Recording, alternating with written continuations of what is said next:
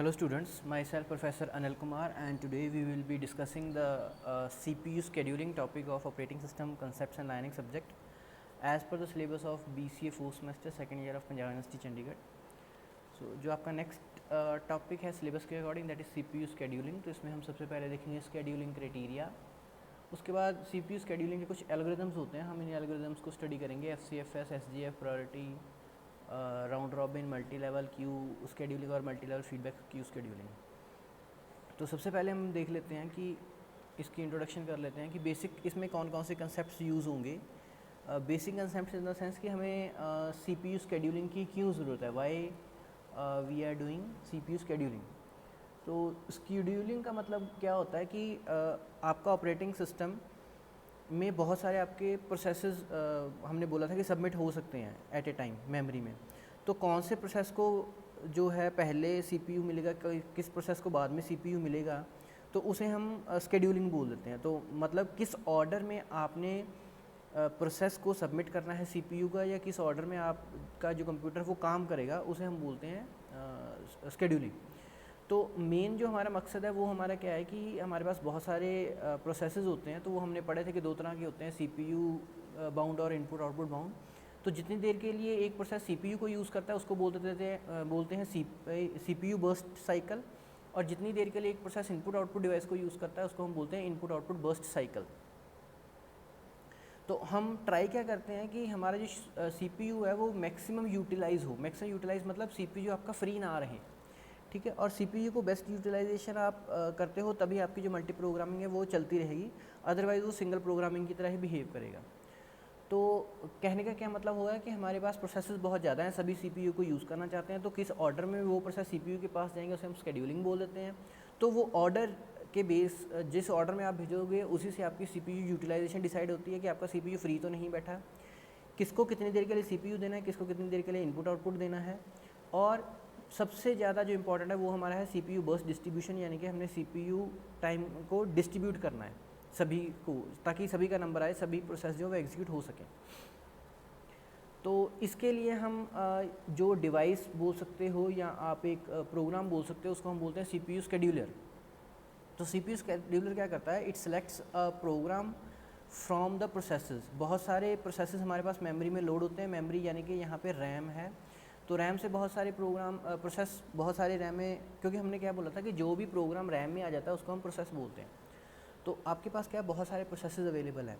तो अब उस प्रोसेस में से आपने एक प्रोसेस को सिलेक्ट करना है और उसे आपने एग्जीक्यूट कराना है और उसे आपने CPU दे देना है। तो उसे हम बोल देते हैं स्केड्यूल। मतलब स्केड्यूलर क्या करेगा, आपके बहुत सारे प्रोसेसेस में से किसी एक प्रोसेस को चूज़ करके उसको CPU दे देगा।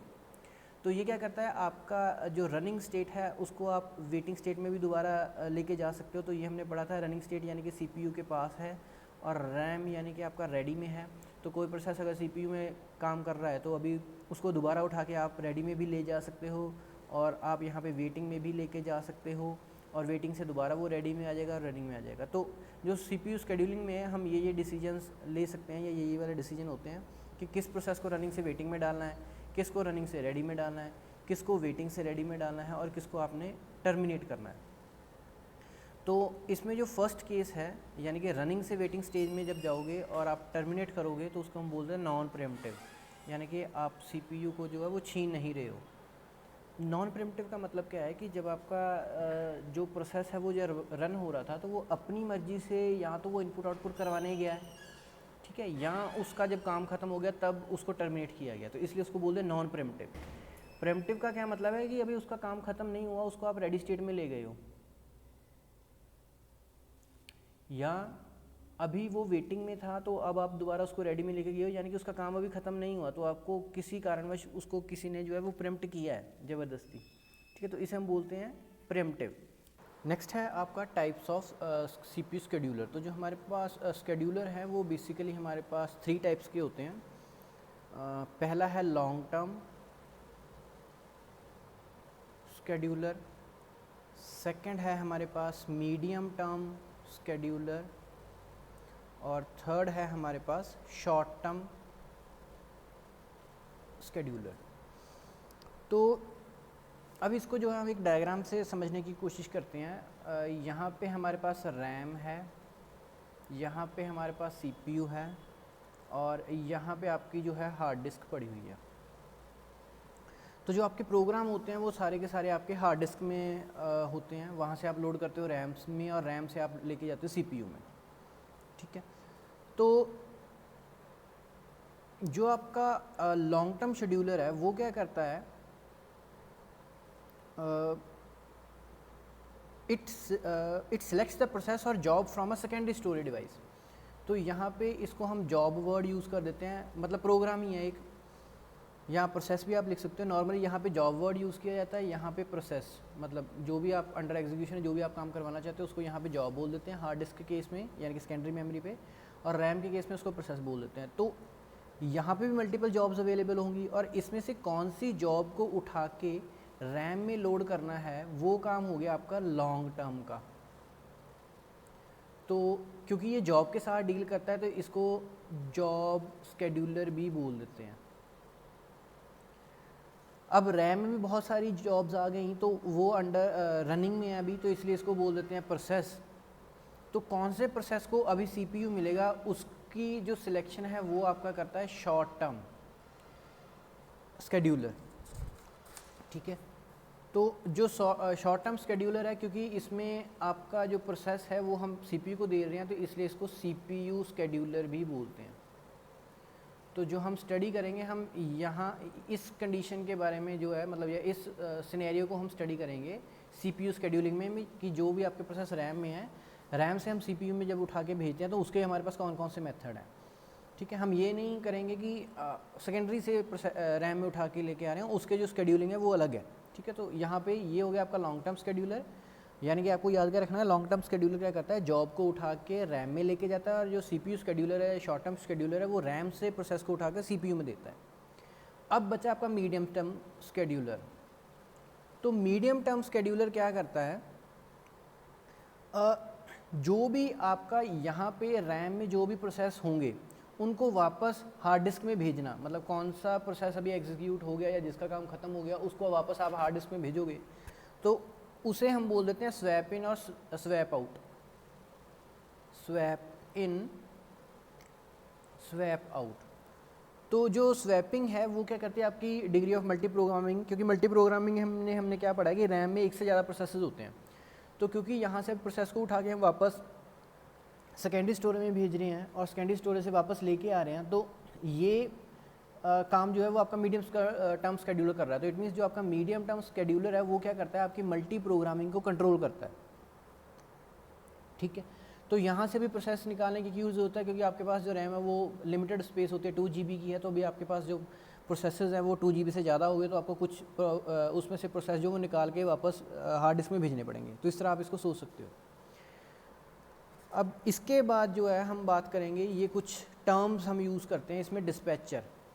अब हमने पिछले स्लाइड में देखा कि रैम में से हमने प्रोसेस तो सिलेक्ट कर लिया, अब उस प्रोसेस को फिजिकली या आप कह सकते हो एक्चुअल में उसको उठा के सीपीयू के पास कौन बंदा लेके जाएगा उसको हम बोलते हैं dispatcher. So dispatcher is a module that gives the control of CPU to the process selected by the short term scheduler. मतलब शॉर्ट टर्म स्केड्यूलर ने जिस प्रोसेस को सिलेक्ट किया है उसको एक्चुअल में सीपीयू प्रोवाइड करेगा या सीपीयू का कंट्रोल प्रोवाइड करेगा, वो कौन है, डिस्पैचर। तो ये क्या करता है, कंटेक्स्ट स्विच करता है। कंटेक्स्ट मतलब कि आप एक रैम से आप सीपीयू में जा रहे हैं तो आपकी जो स्टेट्स वगैरह वो सारी चेंज होगी और आप सारा जो है रजिस्टर्स की वैल्यू वगैरह सेव करोगे तो वो सारी कंटेक्स्ट स्विचिंग में आती है। आप जो है यूज़र मोड में स्विच कर रहे हो, आप प्रॉपर प्रोग्राम के उस पोजीशन पे जाओगे जहाँ से आपको प्रोग्राम को रीस्टार्ट करना है, क्योंकि आपने रैम से आप सीपीयू में जा रहे हो तो आपको प्रोग्राम जो है आपका हो सकता है आधा अधूरा एग्जीक्यूट हो चुका हो या हो सकता है आपका शुरू से एग्जीक्यूट होना हो दोबारा। तो दोनों केसेस में आपको जो है एग्जैक्ट लोकेशन पे आपने चूज़ करनी है, तो वो काम कौन करवाता है, आपका डिस्पैचर। अब डिस्पैच लेटेंसी की इसमें टर्म आती है। इसका मतलब क्या है कि डिस्पैचर एक प्रोसेस को रोकेगा और दूसरे प्रोसेस को जब रन करेगा तो उसके बीच में जो टाइम डिफरेंस आता है उसको हम बोलते हैं डिस्पैच लेटेंसी, मतलब डिस्पैच करने में उसको कितना टाइम लग रहा है, ठीक है। उसके बाद आते हैं आपके स्केड्यूलिंग क्राइटेरिया। स्केड्यूलिंग क्राइटेरिया कि जब हम स्केड्यूलिंग करते हैं तो हमारे पास क्या क्या रूल्स हैं या लॉज हैं या क्या क्या हमारे पास क्राइटेरिया हैं जिसके बेस पे जो है हम चेक करेंगे कि हमारे कौन सी स्केड्यूलिंग जो एल्गोरिथम है वो बड़ी है या मतलब सही नहीं है। तो ये पैरामीटर्स आप मान सकते हो कि ये कुछ पैरामीटर्स हैं, जिसके बेसिस पे आप सारी की सारी स्केड्यूलिंग जो वो करते हो। तो सबसे पहले आती है CPU यूटिलाइजेशन, मतलब आप CPU को ज़्यादा से ज़्यादा बिजी रखना चाहते हो। थ्रूपुट, हैश यानी कि number of processes that complete their execution पर टाइम यूनिट। पर टाइम यूनिट मतलब आपका 1 मिनट में कितने प्रोसेस कंप्लीट होते हैं, या 1 सेकंड में, या 1 घंटे में, वो आपके ऊपर डिपेंड करता है आपने क्या यूनिट ऑफ टाइम को कंसीडर करना है। पर 1 आवर में कितने काम कंप्लीट होंगे उसको हम बोलते हैं थ्रूपुट। टर्न अराउंड टाइम, जब आपका एक्चुअल में प्रोग्राम सबमिट हो गया और एक्चुअल में जब वो एग्जिट हुआ तो उसको हम बोलते हैं टर्न अराउंड टाइम, मतलब पूरा का पूरा टाइम जो एग्जीक्यूशन में उसने लिया उसे हम बोलते हैं टर्न अराउंड टाइम। यानी कि आपका प्रोग्राम 10 बजे एग्जीक्यूट होना शुरू हो गया, उसका पूरा का पूरा फाइनली टर्मिनेट कब हुआ, वो 12 बजे, तो आपको 2 घंटे का लग गया टर्न अराउंड टाइम। चाहे इन बिटवीन आपके जो प्रोग्राम है उसने सारा 2 घंटे CPU को यूज़ नहीं किया होगा, इन बिटवीन उसने कुछ इनपुट आउटपुट का काम भी किया होगा, पर फिर भी हम टर्न अराउंड टाइम क्या मान के चलेंगे कि इसने पूरे 2 घंटे लिए काम कंप्लीट करने में। वेटिंग टाइम, कितनी देर प्रोसेस आपका रेडी क्यू में बैठा रहता है, मतलब वो रैम में कितनी देर रहा, उसे हम बोलते हैं वेटिंग टाइम। रिस्पॉन्स टाइम क्या हो गया कि पहली बार जब आपका प्रोग्राम सबमिट हुआ था तो उसको जल्दी से जल्दी फर्स्ट टाइम CPU कब मिला, आप ऐसा बोल सकते हो, फर्स्ट टाइम CPU कब मिला, उसके बाद चाहे वो उससे CPU छीन लिया जाए, दोबारा उसको फिर CPU दे दिया जाए, फिर छीन लिया जाए, फिर दे दिया जाए, वो प्रोसेस वो चलता रहेगा, पर पहली बार उसको CPU कितनी जल्दी मिला उसको हम बोलते हैं response time. So the amount of time it takes from where the request was submit, जब सबमिट किया था और उसको फर्स्ट रिस्पॉन्स कब मिला था, ठीक है। चाहे उसकी पूरा आउटपुट नहीं आई है, चाहे उसकी इंटरमीडिएट रिजल्ट्स ही हैं, पर उसको एक बार तो CPU हमने दे दिया, मतलब हमने उसको रिस्पॉन्स दे दिया। तो इसी के बेसिस पे हम क्या चाहते हैं, जो आपका CPU यूटिलाइजेशन है वो आप मैक्सिमम चाहते हो कि आपका CPU ज़्यादा से ज़्यादा यूज़ हो। थ्रूपुट, ज़्यादा से ज़्यादा काम जो है आपका एक पर यूनिट टाइम में कंप्लीट हो। आपका जो टर्न अराउंड टाइम है वो आप हमेशा कम चाहोगे, वेटिंग टाइम भी आप हमेशा कम चाहोगे, और रिस्पॉन्स टाइम भी आपको कम ही चाहिए, मतलब जल्दी से जल्दी आपको रिस्पॉन्स चाहिए, आपको कम से कम वेट करनी पड़े और ज़्यादा से ज़्यादा आपका कम से कम आपका टाइम लगे और ज़्यादा से ज़्यादा काम हो 1 घंटे के अंदर, ठीक है, या 1 मिनट के अंदर, जो भी आप पर यूनिट आप कंसिडर करोगे। तो हम इन क्राइटेरिया के बेसिस पे जो है एल्गोरिदम के बारे में स्टडी करेंगे, और इन्हीं वैल्यूज़ को हम नॉर्मली जो कैलकुलेट करते हैं और उनके बेसिस पे हम डिसाइड करते हैं कि हमने कौन सा एल्गोरिदम जो है वो यूज़ करना है, या कौन सा एल्गोरिदम हमें सूट करता है। तो हम 1 बाय 1 जो एल्गोरिदम देख लेते हैं। तो सबसे पहला है first come first serve, FCFS इसको बोलते हैं। इसका मतलब क्या होता है कि जो पहले आ गया उसको पहले हम एग्जीक्यूट कर लेंगे। मान लीजिए पहले P1 आ गया तो हमने P1 को CPU दे देना है। अब जब P1 का काम खत्म हो जाएगा तो फिर ये CPU जो P2 को मिल जाएगा, फिर वो CPU को यूज़ करेगा, अपना काम खत्म करेगा, तो ये P3 को चला जाएगा। तो ये आपका क्या होगा, नॉन प्रीएम्प्टिव, मतलब आपने जिसको CPU दे दिया जब तक वो अपना काम नहीं ख़त्म करता तब तक वो CPU को छोड़ता नहीं है। तो ये FIFO के ऊपर भी बेस्ड है। FIFO आपने डाटा स्ट्रक्चर में पढ़े होंगे, फर्स्ट इन फर्स्ट आउट, तो जो पहले आएगा वो आपका पहले काम चला जाएगा। अब जब प्रोसेस के बारे में बात करेंगे तो हम PCB की बात भी करेंगे, ये हम वैसे मैं डिटेल में बता रहा हूँ। आगे जो हम एल्गोरिदम्स पढ़ेंगे उनमें हम PCB वर्ड नहीं यूज़ करेंगे। जब हमने बोला कि P1 को सबमिट किया तो इट मीन्स हमने PCB को लगा दिया। P2 जब हमने सबमिट किया तो हमने P2 के PCB को FIFO में लगा दिया। तो आप इस तरह इसको जो है अंडरस्टैंड कर सकते हो।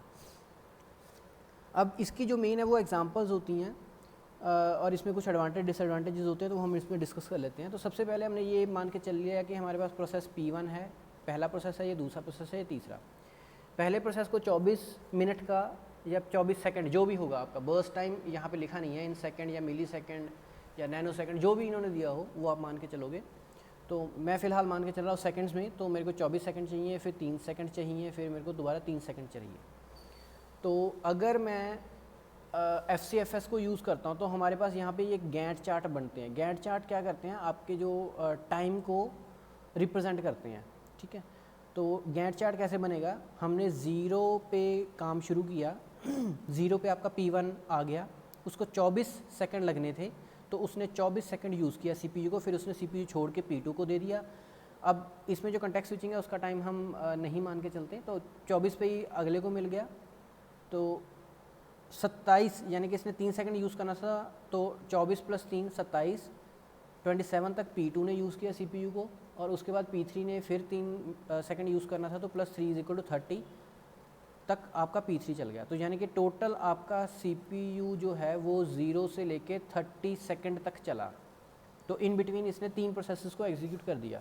अब FCFS था तो जो पहले आया उसको पहले मिल गया, जो दूसरे नंबर पे आया उसको दूसरे नंबर पे CPU मिल गया, जो तीसरे नंबर पे आया उसको तीसरे नंबर पे CPU मिल गया। तो क्योंकि हमारे पास तीनों के तीनों लिस्ट सबसे पहले आ गई थी तो इट मीन्स हमारे पास 0 सेकंड पे ये सारे अवेलेबल थे। मतलब जब हमने CPU को स्टार्ट किया, जब हमने इंजन स्टार्ट किया, तब ये सारे प्रोसेस हमारे पास लाइन में ऑलरेडी खड़े थे। तो it means waiting for P1 कितना बन गया 0, क्योंकि 0 पे ही आया तो 0 पे ही इसका काम स्टार्ट हो गया। P2 आया 0 पे था पर उसका काम कब स्टार्ट हुआ 24 पे। यहाँ पे देखिए मैं इसका कलर चेंज कर देता हूँ। P2 24 पे 24 सेकंड इसने वेट की क्योंकि इसको 24 पे मिला, ठीक है। और P3 आया 0 पे था, इसको CPU कब मिला 27 पे, तो इसलिए इसका वेटिंग टाइम क्या होगा 27। तो अब एवरेज वेटिंग टाइम निकालोगे तो आप तीनों वैल्यू को प्लस करके डिवाइड बाय 3 कर दोगे तो ये वैल्यू 17 आ जाएगी, ठीक है। तो आपको एग्जाम में भी ऐसे ही कुछ न्यूमेरिकल्स आते हैं या कई बार आपको ये FCFS का एल्गोरिथम एक्सप्लेन करने को बोला जाता है, तो आपने पहले थ्योरेटिकली एक्सप्लेन करना है जो यहाँ पे हमने किया है, और उसके बाद आपने ये एक एग्जाम्पल सी दे देनी होती है। अब मान लो कि यहाँ पे जो प्रोसेस का, अब इसमें क्या है, इसकी जो डिसएडवांटेज है वो ऑर्डर पे डिपेंड करती है, तो इसलिए इसने ऑर्डर को डिस्कस किया कि किस ऑर्डर में जो आपका अभी हमने कैलकुलेट क्या किया, हमने वेटिंग टाइम को कैलकुलेट किया। तो हम क्या चाहते हैं, वेटिंग टाइम कम से कम हो। तो पिछले केस में हमारा वेटिंग टाइम आया 17 सेकंड का, यहाँ पे आया था 17 सेकंड का, हम सेकंड मान के चल रहे हैं। तो वेटिंग टाइम अब इफेक्ट कैसे होगा, मतलब वेटिंग टाइम पे क्या फ़र्क पड़ेगा अगर हम ऑर्डर चेंज कर दें। यानी कि सबसे पहले P2 आ गया तो P2 को 3 सेकंड लगे, P3 आ गया तो P3 को सिर्फ 3 सेकंड लगे, तो 6 पे सेकंड पे हमने P1 को दे दिया, क्योंकि उसके बाद P1 आ गया तो P1 को 24 लगे तो 30। टोटल टाइम तो 30 सेकंड ही रहा, पर अब वेटिंग टाइम में देखिए क्या फ़र्क पड़ता है। P1 के लिए वेटिंग टाइम कितना हो गया 6 सेकंड का, P2 के लिए 0 हो गया और P3 के लिए 3 हो गया। अब इसकी जब आप वेटिंग टाइम एवरेज कैलकुलेट करोगे तो वो 3 आए।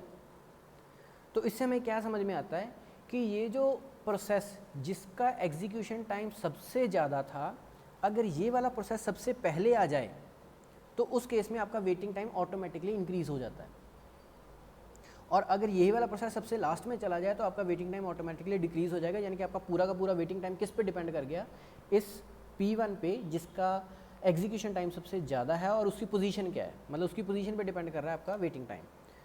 तो इसे हम बोलते हैं कॉन्वॉय इफेक्ट। कॉन्वॉय इफेक्ट मतलब अगर आपके शॉर्ट प्रोसेसेस लॉन्ग प्रोसेसेस के पीछे चले जाते हैं तो आपका जो वेटिंग टाइम है वो इंक्रीज हो जाता है, ठीक है। नेक्स्ट जो है वो है आपका शॉर्टेस्ट जॉब फर्स्ट। तो शॉर्टेस्ट जॉब फर्स्ट में हम क्या करते हैं, हमारे पास जब प्रोसेसेस आ जाते हैं तो हम देखते हैं कि सबसे कम टाइम किसने लेना है, शॉर्टेस्ट सबसे कम टाइम जो है वो कौन लेगा। तो सबसे कम टाइम जो लेगा उसकी प्रायोरिटी आपने बढ़ा दी, मतलब वो सबसे पहले एग्जीक्यूट हो जाएगा। तो जैसे हमने FCFS में पढ़ा था तो वो प्रेम्पटिव नॉन प्रेम्पटिव ही होता है हमेशा।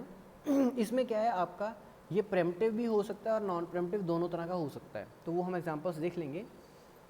नॉन प्रेम्पटिव मतलब जब जिसको हमने CPU दे दिया जब तक उसका काम नहीं खत्म होगा तब तक वो अगले की बारी नहीं देगा, और प्रेम्पटिव में जब उसका अगर वो काम कर रहा है और जो अगला बंदा आ गया और उसकी जो एग्जीक्यूशन टाइम है वो पहले से कम है तो उसको CPU मिल जाएगा, तो उसके इसमें हम बोल देंगे प्रेम्पटिव। तो इसमें हम क्या देखते हैं, हम देखते हैं next CPU burst. CPU burst हमने बोला था कि CPU का टाइम कि कितना उसको CPU टाइम चाहिए, उसको हम बोल देते हैं CPU बर्स्ट। तो हम हमेशा लेंथ ऑफ द नेक्स्ट अगले CPU बर्स्ट के बारे में बात करेंगे कि जिसका अगला CPU बर्स्ट टाइम कम है वो पहले CPU को यूज़ करेगा और जिसका ज़्यादा है वो बाद में यूज़ करेगा, ठीक है। तो इसकी नॉन प्रेम्पटिव भी हो सकती है। नॉन प्रेम्पटिव में वही हमने बात कर ली ऑलरेडी, और प्रेम्पटिव की भी हमने बात कर ली है कि अगर एक प्रोसेस आ गया और उसकी जो लेंथ है वो जो करंटली एग्जीक्यूटर है उससे कम है तो इसकी वो पहले बारी मिल जाएगी। मतलब ये आप देख लीजिए, जो नया प्रोसेस आया उसका CPU बर्स्ट कम है करंट वाले से, तो उस केस में करंट से हम प्रीएम्प्ट कर लेंगे और न्यू प्रोसेस को जो CPU दे देंगे। तो इसलिए इसको शॉर्टेस्ट रिमेनिंग टाइम फर्स्ट भी बोला जाता है, ठीक है। अब ये सबसे बेस्ट है, शॉर्टेस्ट जो फर्स्ट जो है सबसे बेस्ट है क्योंकि ये सबसे कम मिनिमम एवरेज टाइम जो है वो देता है, ठीक है। अब कैसे करता है वो हम देख लेते हैं। तो पहले नॉन प्रेम्पटिव का केस है। नॉन प्रेम्पटिव का केस यानी कि हमारे पास टाइम जो है वो 0 है। 0 सेकंड पे जब हमने अपना इंजन स्टार्ट किया, हमने अपना कंप्यूटर ऑन किया, हमारा CPU काम करना शुरू करेगा, तो 0 सेकंड पे हमारे पास चारों के चारों process at A time available थे। तो अब ये सॉरी इस केस में क्या है कि नॉन प्रेम्पटिव हम मान के चल रहे हैं, मतलब जिसको CPU मिल गया वो CPU छोड़ेगा नहीं, ठीक है। तो 0 सेकंड पे आपका 7 नंबर आ गया, 0 सेकंड पे अराइवल टाइम, मतलब कब आया 0 सेकंड पे P1 आ गया और इसको 7 सेकंड का टाइम चाहिए, तो ये 0 पे आया और ये 7 पे इसने अपना काम कर दिया। अब इन बिटवीन दूसरे सेकंड पे यहाँ पे P2 आ चुका है, पर क्योंकि हम नॉन प्रेम्प्टिव को फॉलो कर रहे हैं इसलिए हमने P1 को जब CPU दे दिया, तो जब तक वो उसका काम नहीं खत्म होगा हम अगले के बारे में सोचेंगे ही नहीं। तो जब इसका काम खत्म हो गया तब हमने देखा कि अब कौन कौन आ गया है, ठीक है। तो इसका काम खत्म हुआ 7th सेकंड पे, तो दूसरे सेकंड पे आपका P2 आ गया था और 4th सेकंड पे आपका P3 आ गया था और 5th सेकंड पे आपका P4 आ गया था। इट मीन जब हम 7th सेकंड पे पहुँचे तो आपके पास ये 3 वैल्यूज़ थी, आपके पास क्या थी, ये 3 वैल्यूज़ थी, P2, P3 और P4। अब इस केस में अब क्या वो दिखेगा, इनमें से सबसे कम टाइम किसको लेना, तो सबसे कम टाइम किसको मिला, P3 का। तो हमने क्या एग्जीक्यूट कर दिया, P3 ये 8 पे फ्री हो गया। अब 8 पे जब फ्री हो गया तो यहाँ पे हमारे पास अब 2 बचे, P2 ये वाला बचा, मैं कलर चेंज कर देता हूँ,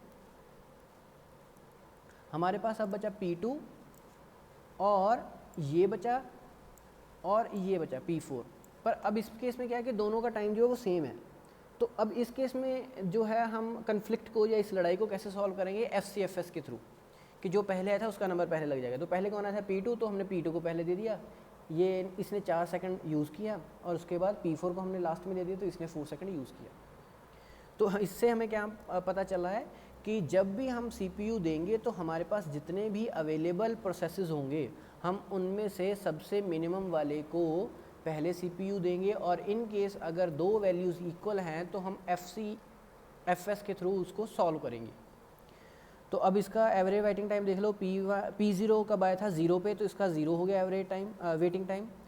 P3 को कितना टाइम लगा, P3 आया कब था, 4 पे आया था। हम पहले ये P1 का देख लेते हैं, अब ये P2 का देखेंगे, फिर P3 का, फिर P4 का, तो सीक्वेंस में देखेंगे। तो अब हम जब P2 का टाइम कैलकुलेट कर लेते हैं, तो P2 आया कब था, यहाँ पे आप देखिए 2 सेकंड पे आया था, मतलब दूसरे सेकंड पे आया था, और इसको CPU का मिला 8 पे, तो 8 - 2 यानी कि इसने 6 सेकंड की वेट की। अब आप P3 देख लीजिए, P3 आया था 4 पे और इसको CPU का मिला 7 पे, तो इसने कितनी देर की वेट की, 3 सेकंड की।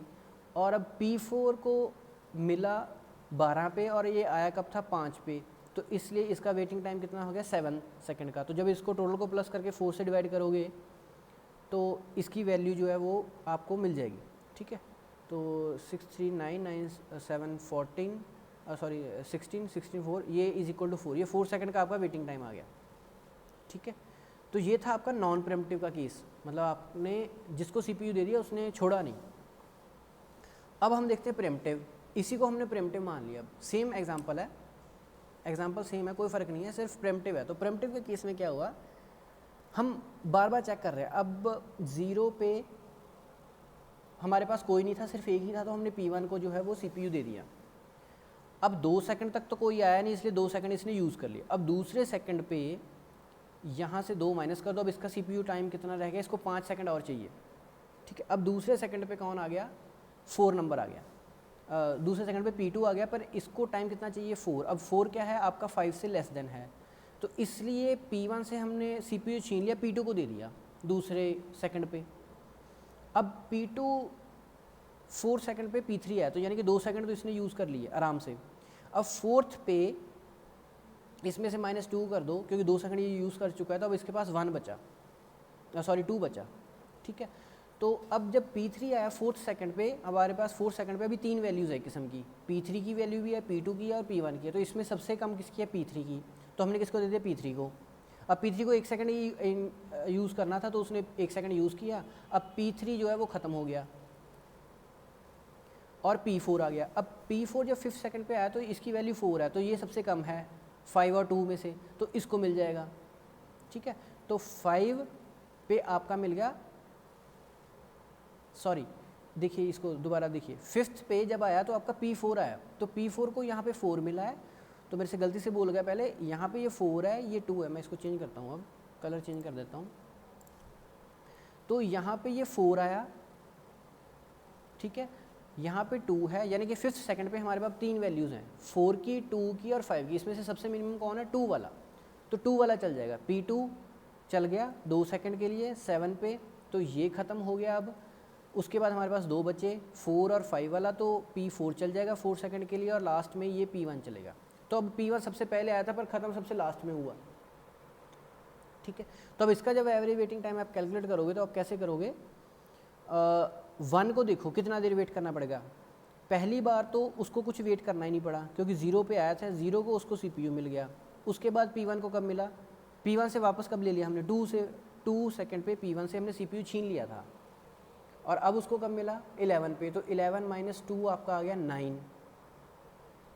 P2 को कितना टाइम लगा? P2 आया था आपका 2 सेकंड पे, पहली बार कब मिला? 2 सेकंड पे, तो यानी कि 2 माइनस 2 0 हो गया, कुछ नहीं, मतलब वेटिंग टाइम करना पड़ा। उसके बाद 4 पे इससे हमने छीन लिया है, और दोबारा कब दिया? 5 पे, तो 5 माइनस 4 आ गया आपका 1, ठीक है। अब P4 की बारी करते हैं, P3 की बारी करते हैं, तो P3 आया था 4 पे ही इसको CPU मिल गया, तो इट मीन्स आपकी वैल्यू क्या आ गई? 0। उसके बाद P3 तो को 1 ही सेकंड चाहिए था, तो उसका काम खत्म हो गया था।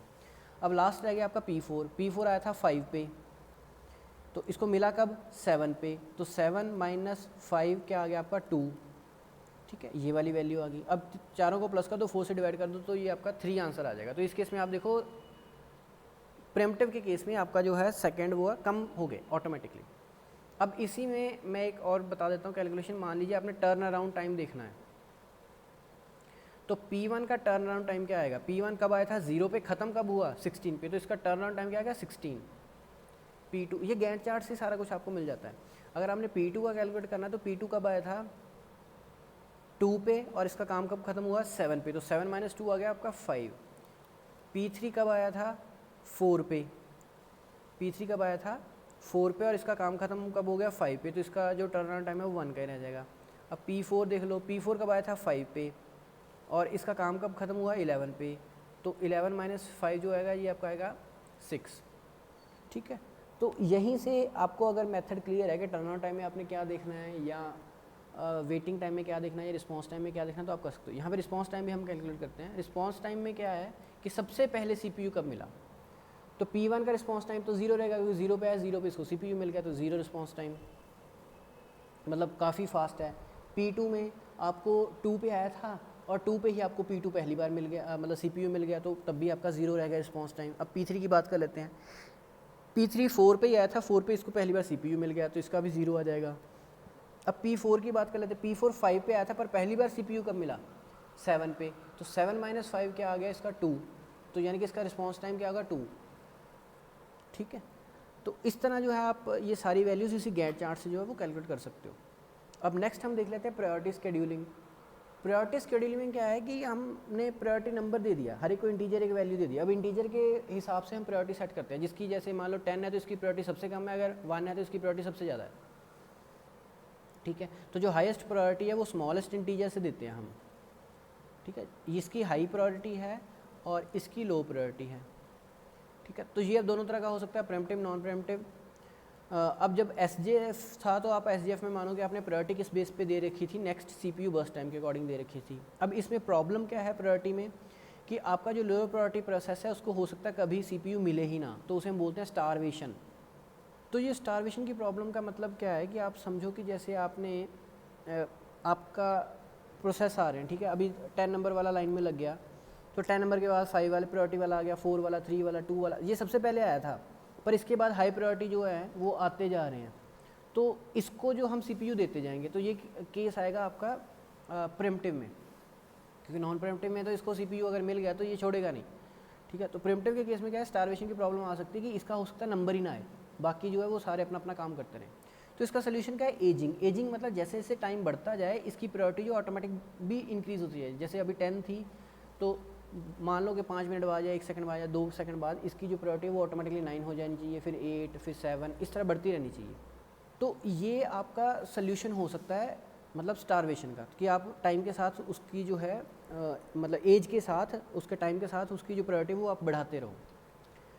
तो इसकी हम एग्जांपल से एक सिंपल सी देख लेते हैं। जैसे यहाँ पे P1 है, ये बर्स्ट टाइम इसका 10 है, इसकी प्रायोरिटी 3 है, ये 1, 4, 5 और 2, ठीक है। तो अभी ये हम मान के चल रहे हैं इसमें नॉन प्रीएम्प्शन, तो नॉन प्रीएम्पशन यानी कि ये सारे के सारे जो है वो एक ही टाइम पे जो हमारे पास आ चुके हैं, 0 सेकंड पे हमारे पास अवेलेबल है। तो सबसे पहली प्रायोरिटी किसकी है, P2 की। तो सबसे पहले P2 एग्जीक्यूट हो गया यहाँ पे देखिए। उसके बाद P5 की प्रायोरिटी आएगी 2, तो वो एग्जीक्यूट हो गया। इसकी प्रायोरिटी थी 3, तो ये एग्जीक्यूट हो गया। तो ये सीधा हिसाब हो गया आपका प्रीएम्प्टिव के केस में। अब नॉन प्रीएम्प्टिव के केस में क्या है, आपने बर्स्ट टाइम दे दिया, प्रायोरिटी दे दी। अब देखिए सबसे पहले तो 0th टाइम पे तो हमारे पास कोई नहीं था, सिर्फ P1 था, तो हमने P1 को CPU दे दिया। क्योंकि अब नॉन प्रीएम्प्टिव है, तो जब 1 सेकंड के बाद P2 आ गया तो हमने देखा कि P2 की प्रायोरिटी क्या है, P2 की प्रायोरिटी इससे ज़्यादा है, तो इसलिए P2 को मिल गया CPU। अब उसके 1 सेकंड बाद जो है एक और बंदा आ गया P3, मतलब इसने 1 सेकंड यूज़ किया, उसके बाद एक और बंदा आ गया P3 की प्रायोरिटी क्या है, उससे भी कम है, तो अभी P3 को हमें CPU देना पड़ जाएगा। तो P3 ने 2, क्योंकि इसकी प्रायोरिटी सबसे ज़्यादा हो गई, कम मतलब मैंने वैल्यू बोला था, आपकी प्रायोरिटी इसकी सबसे ज़्यादा होगी, तो P3 की आपको 2 सेकंड के लिए आपने एग्जीक्यूट कर लिया। उसके बाद आपके पास 2 बचे, P3 आपका ख़त्म हो गया, अब आपके पास बचा P2 और P1। तो इनमें से सबसे कम प्रायोरिटी किसकी है, P2 की।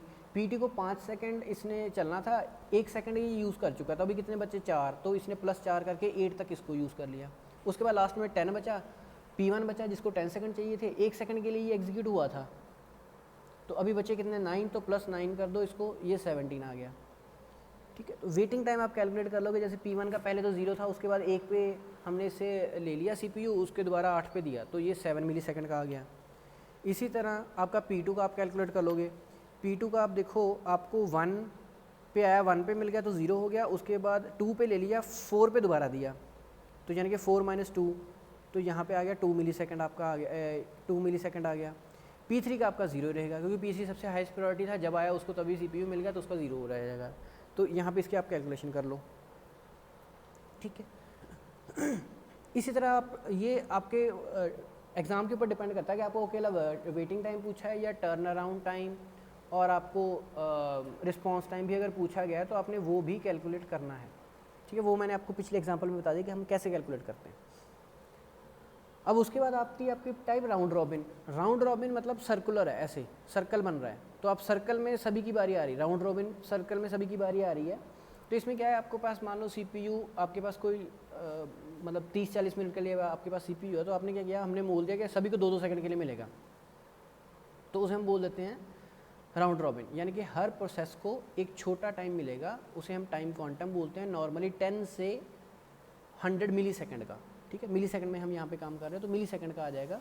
एग्जांपल में मैंने बोला था 2 सेकंड, यहाँ पे हम क्या है 10, मतलब 10 मिली सेकंड दे दिए, तो P1 को भी 10 मिली सेकंड के लिए मिलेगा। उसके बाद उसका काम खत्म हो या ना हो, हम उसे CPU ले लेंगे, फिर P2 को दे देंगे, फिर P3 को, फिर P4 को, ऐसे चलता रहेगा काम। ठीक है, तो मतलब इतने सेकंड बाद जो है इस प्रोसेस को CPU छोड़ना ही पड़ेगा। अगर इससे पहले खत्म हो गया तब भी इसको CPU छोड़ना पड़ जाएगा। ठीक है, तो ये इन्होंने एग्जांपल दे रखिएगा, आपके पास n प्रोसेसेस हैं और आपका टाइम क्वांटम n है, तो हर प्रोसेस को 1/n आपको मिल जाएगा। तो एटमोस्ट आपके क्यों, ये आपकी सिर्फ मैथमेटिकल कैलकुलेशन है, तो आप इसको देख सकते हो। तो इसकी जो परफॉर्मेंस है, अगर आपकी Q की वैल्यू बहुत ज़्यादा होगी तो ये FIFO ही बन जाएगा। मान लीजिए आपके जो प्रोसेस है वो आपका 10 सेकंड का जो है वो आपका टाइम क्वांटम है, और आपके जो प्रोसेस है वो सारे कोई 5 सेकंड में ख़त्म हो, कोई 2 में, कोई 1 में, कोई 6 में, कोई 10 से ऊपर जा ही नहीं रहा, तो उस केस में ये FIFO बन गया। ये पहले आया था, पहले एग्जीक्यूट हो जाएगा, फिर ये हो जाएगा, फिर ये हो जाएगा, फिर ये FIFO बन गया। और अगर इसकी वैल्यू बहुत ज़्यादा कम होगी, मान लीजिए आपने 1 सेकंड का रख दिया, तो पहले इसको 1 सेकंड मिलेगा, फिर यहाँ पे जाएगा, 1 सेकंड बाद इसके पास जाएगा, मैं इसको यहाँ पे लिख देता हूँ 5 3 2 1 6। तो पहले ये वाला एग्जीक्यूट हुआ, 1 सेकंड बाद यहाँ पे चला गया, फिर 1 सेकंड बाद यहाँ पर चला गया, 1 सेकंड बाद यहाँ पे चला गया, 1 सेकंड बाद यहाँ पे चला गया, और यहाँ से फिर वापस 1 सेकंड के लिए आ गया इधर। तो ये बार बार करता रहेगा। तो उस केस में आपका क्या है, आपका ओवरहेड, आपकी सिरदर्दी ज़्यादा बढ़ जाएगी। तो आपने जो है Q की वैल्यू बहुत सोच समझ के सिलेक्ट करनी होती है, ना वो बहुत ज़्यादा होनी चाहिए, ना वो बहुत कम होनी चाहिए। एग्जाम्पल देख लेते हैं, जैसे यहाँ है टाइम क्वांटम इसने दे दिया 20 सेकंड का, तो ये वैल्यूज़ दे दी। अब सीधा हिसाब है, P1 20 सेकंड के लिए एग्जीक्यूट होगा पहली बार, कितना बच गया 33। तो आप यहाँ पे देखिए, पहले 20 सेकंड के लिए, उसके बाद इसको छोड़ना पड़ा, फिर P2 की बारी आ गई।